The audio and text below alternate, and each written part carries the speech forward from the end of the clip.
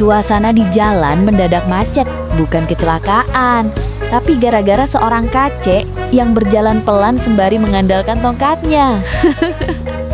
Bukan cuma kondisi macet yang curi perhatian, tapi juga respons kakek yang lebih pedas dari sambal roa sobat saat ditegur pengguna jalan lain. Iya.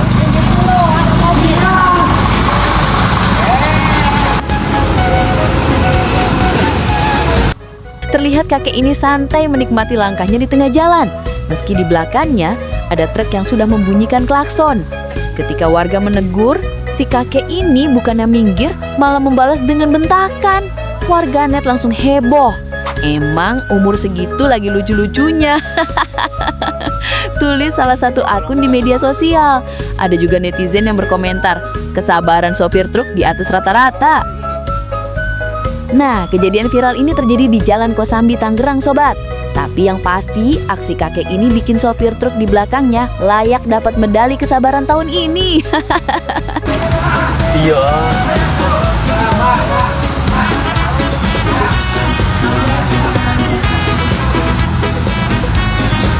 Ditolongin kagak mau. Disuruh minggir kagak mau. Macet guys.